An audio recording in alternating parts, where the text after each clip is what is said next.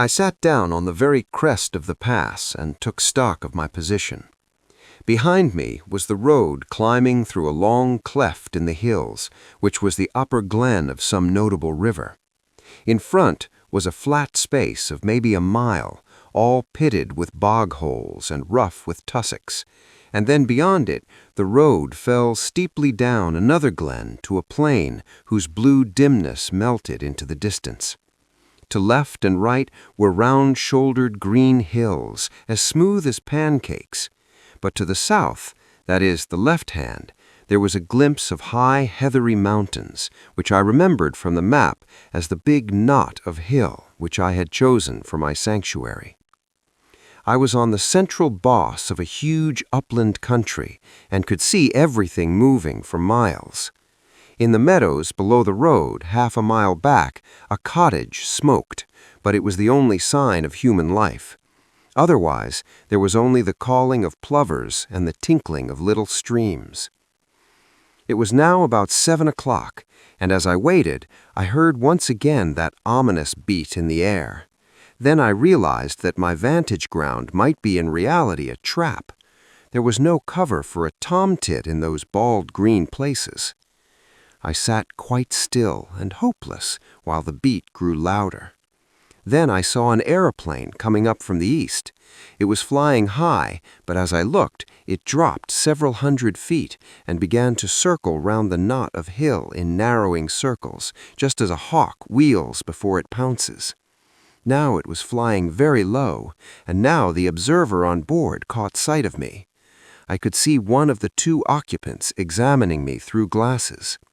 Suddenly, it began to rise in swift whirls, and the next I knew, it was speeding eastward again till it became a speck in the blue morning. That made me do some savage thinking. My enemies had located me, and the next thing would be a cordon round me. I didn't know what force they could command, but I was certain it would be sufficient. The aeroplane had seen my bicycle and would conclude that I would try to escape by the road. In that case, there might be a chance on the moors to the right or left.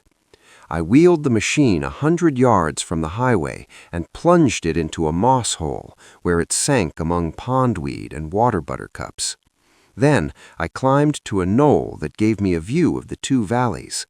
Nothing was stirring on the long white ribbon that threaded them. I have said there was not cover in the whole place to hide a rat. As the day advanced, it was flooded with soft, fresh light, till it had the fragrant sunniness of the South African veld. At other times, I would have liked the place, but now it seemed to suffocate me. The free moorlands were prison walls, and the keen hill air was the breath of a dungeon. I tossed a coin, heads right, tails left, and it fell heads, so I turned to the north. In a little, I came to the brow of the ridge which was the containing wall of the pass. I saw the high road for maybe 10 miles, and far down it something that was moving and that I took to be a motor car. Beyond the ridge, I looked on a rolling green moor, which fell away into wooded glens. Now my life on the veld has given me the eyes of a kite, and I can see things for which most men need a telescope. Away down the slope, a couple of miles away, several men were advancing, like a row of beaters at a shoot. I dropped out of sight behind the skyline. That way was shut to me, and I must try the bigger hills to the south beyond the highway. The car I had noticed was getting nearer, but it was still a long way off with some very steep gradients before it. I ran hard, crouching low except in the hollows, and as I ran, I kept scanning the brow of the hill before me. Was it imagination, or did I see figures, 1, 2, perhaps more, moving in a glen beyond the stream? If you are hemmed in on all sides in a patch of land, there is only one chance of escape. You must stay in the patch and let your enemies search it and not find you. That was good sense, but how on earth was I to escape notice in that tablecloth of a place? I would have buried myself to the neck in mud, or lain below water, or climbed the tallest tree, but there was not a stick of wood. The bog holes were little puddles, the stream was a slender trickle. There was nothing but short heather and bare hill bent and the white highway. Then in a tiny bight of road, beside a heap of stones, I found the roadman. He had just arrived and was wearily flinging down his hammer. He looked at me with a fishy eye and yawned. "Confound the day I ever left the herdin," he said, as if to the world at large. "There I was my ain master. Now I'm a slave to the government, tethered to the roadside, wi' sair een and a back like a suckle." He took up the hammer, struck a stone, dropped the implement with an oath, and put both hands to his ears. "Mercy on me, my head's burstin'," he cried. He was a wild figure, about my own size but much bent, with a week's beard on his chin and a pair of big horn spectacles. "I canna date," he cried again. "The surveyor maun just report me. I'm for my bed." I asked him what was the trouble, though indeed that was clear enough. "The trouble is that I'm no sober. Last nicht my dochter Maren was wadded, and they danced till 4 in the byre. Me and some other chiels sat down to the drinking, and here I am. Pity that I ever look it on the wine when it was red." I agreed with him about bed. "It's easy speaking," he moaned, "but I got a postcard yestreen saying that the new road surveyor would be round the day. He'll come and he'll no find me, or else he'll find me fou, and either way I'm a done man. I'll away back to my bed and say I'm no weel, but I doubt that'll no help me, for they ken my kind of no weelness." Then I had an inspiration. "Does the new surveyor know you?" I asked. "Know him? He's just been a week at the job. He rins about in a wee motor car and would spear the inside out of a whelk." "Where's your house?" I asked, and was directed by a wavering finger to the cottage by the stream. "Well, back to your bed," I said, "and sleep in peace. I'll take on your job for a bit and see the surveyor." He stared at me blankly. Then, as the notion dawned on his fuddled brain, his face broke into the vacant drunkard smile. "You're the billy," he cried. "It'll be easy enough managed. I finished that bing of stones, so you needna chap ony more this forenoon. Just take the barry and wheel enough metal for yon quarry down the road to make another bing the morn. My name's Alexander Trummell, and I've been 7 year at the trade, and 20 afore that herdin' on Leith and Mortar. My friends call me Ecky, and while Specky, for I wear glaces being wake in the sicht. Just you speak the surveyor fair, and call him sir, and he'll be full pleased. I'll be back or midday." I borrowed his spectacles and filthy old hat, stripped off coat, waistcoat and collar, and gave them to carry home. Borrowed too the foul stump of a clay pipe as an extra property. He indicated my simple tasks, and without more ado set off at an amble bedwards. Bed may have been his chief object, but I think there was also something left in the foot of a bottle. I prayed that he might be safe under cover before my friends arrived on the scene. Then I set to work to dress for the part. I opened the collar of my shirt. It was a vulgar blue and white check such as ploughmen wear, and revealed a neck as brown as any tinker's. I rolled up my sleeves, and there was a forearm which might have been a blacksmith's, sunburnt and rough with old scars. I got my boots and trouser legs all white from the dust of the road, and hitched up my trousers, tying them with string below the knee. Then I set to work on my face. With a handful of dust, I made a watermark round my neck, the place where Mr. Turnbull's Sunday ablutions might be expected to stop. I rubbed a good deal of dirt also into the sunburn of my cheeks. A roadman's eyes would no doubt be a little inflamed, so I contrived to get some dust in both of mine, and by dint of vigorous rubbing, produced a bleary effect. The sandwiches Sir Harry had given me had gone off with my coat, but the roadman's lunch, tied up in a red handkerchief, was at my disposal. I ate with great relish several of the thick slabs of scone and cheese, and drank a little of the cold tea. In the handkerchief was a local paper tied with string and addressed to Mr. Turnbull, obviously meant to solace his midday leisure. I did up the bundle again and put the paper conspicuously beside it. My boots did not satisfy me, but by dint of kicking among the stones, I reduced them to the granite-like surface which marks a roadman's footgear. Then I bit and scraped my fingernails till the edges were all cracked and uneven. The men I was matched against would miss no detail. I broke one of the bootlaces and retied it in a clumsy knot, and loosed the other so that my thick gray socks bulged over the uppers. Still no sign of anything on the road. The motor I had observed half an hour ago must have gone home. My toilet complete, I took up the barrow and began my journeys to and from the quarry 100 yards off. I remember an old scout in Rhodesia, who had done many queer things in his day, once telling me that the secret of playing a part was to think yourself into it. You could never keep it up, he said, unless you could manage to convince yourself that you were it. So I shut off all other thoughts and switched them on to the road mending. I thought of the little white cottage as my home. I recalled the years I had spent herding on Leighton water. I made my mind dwell lovingly on sleep in a box bed and a bottle of cheap whiskey. Still, nothing appeared on that long white road. Now and then a sheep wandered off the heather to stare at me. A heron flopped down to a pool in the stream and started to fish, taking no more notice of me than if I had been a milestone. On I went, trundling my loads of stone with the heavy step of the professional. Soon I grew warm, and the dust on my face changed into solid and abiding grit. I was already counting the hours till evening should put a limit to Mr. Turnbull's monotonous toil. Suddenly a crisp voice spoke from the road, and looking up I saw a little Ford two-seater and a round-faced young man in a bowler hat. "Are you Alexander Turnbull?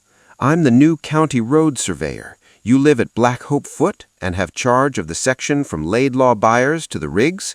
Good. A fair bit of road, Turnbull, and not badly engineered. A little soft about a mile off, and the edges want cleaning. See you look after that. Good morning. You'll know me the next time you see me." Clearly, my get-up was good enough for the dreaded surveyor. I went on with my work, and as the morning grew towards noon, I was cheered by a little traffic. A baker's van breasted the hill and sold me a bag of ginger biscuits, which I stowed in my trouser pockets against emergencies. Then a herd passed with sheep and disturbed me somewhat by asking loudly what had come of Specky. "In bed with the colic," I replied, and the herd passed on. Just about midday, a big car stole down the hill, glided past, and drew up 100 yards beyond. Its 3 occupants descended as if to stretch their legs and sauntered towards me. 2 of the men I had seen before from the window of the Galloway Inn, one lean, sharp, and dark, the other comfortable and smiling. The third had the look of a countryman, a vet perhaps, or a small farmer. He was dressed in ill-cut knickerbockers, and the eye in his head was as bright and wary as a hen's. "Mornin'," said the last. "That's a fine, easy job of yours." I had not looked up on their approach, and now, when accosted, I slowly and painfully straightened my back, after the manner of roadmen, spat vigorously after the manner of the low Scot, and regarded them steadily before replying. I confronted 3 pairs of eyes that missed nothing. "There's waur jobs and there's better," I said sententiously. "I would rather hae yours, sitting all day on your hinderlands on they cushions. It's you and your muckle cars that wreck my roads. If we all had our rights, you should be made to mend what you break." The bright-eyed man was looking at the newspaper lying beside Turnbull's bundle. "I see you get your papers in good time," he said. I glanced at it casually. "Aye, in good time. Seeing that paper came out last Saturday, I'm just 6 days late." He picked it up, glanced at the superscription, and laid it down again. One of the others had been looking at my boots, and a word in German called the speaker's attention to them. "You've a fine taste in boots," he said. "These were never made by a country shoemaker." "They were not," I said readily. "They were made in London. I got them frae the gentleman that was here last year for the shooting. What was his name now?" And I scratched a forgetful head. Again the sleek one spoke in German. "Let us get on. This fellow is all right." They asked one last question. "Did you see anyone pass early this morning? He might be on a bicycle or he might be on foot." I very nearly fell into the trap and told the story of a bicyclist hurrying past in the grey dawn, but I had the sense to see my danger. I pretended to consider very deeply. "I wasna up very early, you see. My doctor was married last nicht, and we keeped it up late. I opened the house door about 7, and there was naebody on the road then. Since I came up here, there's just been the baker and the Rockhill herd, besides you gentlemen." One of them gave me a cigar, which I smelt gingerly and stuck in Turnbull's bundle. They got into their car and were out of sight in 3 minutes. My heart leapt with an enormous relief, but I went on wheeling my stones. It was as well, for 10 minutes later the car returned, one of the occupants waving a hand to me. Those gentry left nothing to chance. I finished Turnbull's bread and cheese, and pretty soon I had finished the stones. The next step was what puzzled me. I could not keep up this road-making business for long. A merciful providence had kept Mr. Turnbull indoors, but if he appeared on the scene there would be trouble. I had a notion that the cordon was still tight round the glen, and that if I walked in any direction I should meet with questioners, but get out I must. No man's nerve could stand more than a day of being spied on. I stayed at my post till 5 o'clock. By that time I had resolved to go down to Turnbull's cottage at nightfall and take my chance of getting over the hills in the darkness. But suddenly a new car came up the road and slowed down a yard or two from me. A fresh wind had risen, and the occupant wanted to light a cigarette. It was a touring car with the tonneau full of an assortment of baggage. One man sat in it, and by an amazing chance I knew him. His name was Marmaduke Jopley, and he was an offense to creation. He was a sort of blood stockbroker who did his business by toadying eldest sons and rich young peers and foolish old ladies. Marmy was a familiar figure, I understood, at balls and polo weeks and country houses. He was an adroit scandalmonger and would crawl a mile on his belly to anything that had a title or a million. I had a business introduction to his firm when I came to London, and he was good enough to ask me to dinner at his club. There he showed off at a great rate and pattered about his duchesses till the snobbery of the creature turned me sick. I asked a man afterwards why nobody kicked him, and was told that Englishmen reverenced the weaker sex. Anyhow, there he was now, nattily dressed, in a fine new car, obviously on his way to visit some of his smart friends. A sudden daftness took me, and in a second I had jumped into the tonneau and had him by the shoulder. "Hello, Jopley," I sang out. "Well met, my lad." He got a horrid fright. His chin dropped as he stared at me. "Who the devil are you?" he gasped. "My name's Hannay," I said. "From Rhodesia, you remember?" "Good God, the murderer!" he choked. "Just so, and there'll be a second murder, my dear, if you don't do as I tell you. Give me that coat of yours, that cap, too." He did as he was bid, for he was blind with terror. Over my dirty trousers and vulgar shirt, I put on his smart driving coat, which buttoned high at the top, and thereby hid the deficiencies of my collar. I stuck the cap on my head and added his gloves to my get-up. The dusty roadman in a minute was transformed into one of the neatest motorists in Scotland. On Mr. Jopley's head I clapped Turnbull's unspeakable hat and told him to keep it there. Then, with some difficulty, I turned the car. My plan was to go back the road he had come, for the watchers, having seen it before, would probably let it pass unremarked, and Marmy's figure was in no way like mine. "Now, my child, sit quite still and be a good boy. I mean you no harm. I'm only borrowing your car for an hour or two. But if you play me tricks, and above all if you open your mouth, as sure as there's a God above me, I'll wring your neck. Savez?" I enjoyed that evening's ride. We ran 8 miles down the valley, through a village or two, and I could hardly notice several strange-looking folk lounging by the roadside. These were the watchers who would have had much to say to me if I had come in other garb or company. As it was, they looked incuriously on. One touched his cap in salute, and I responded graciously.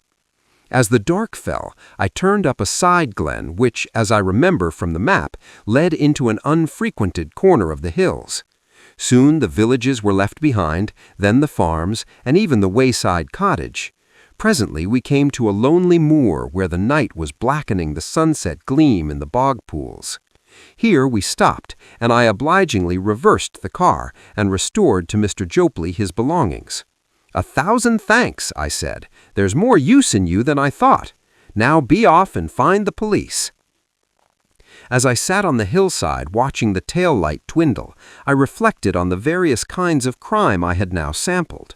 Contrary to general belief, I was not a murderer, but I had become an unholy liar, a shameless impostor, and a highwayman with a marked taste for expensive motor cars.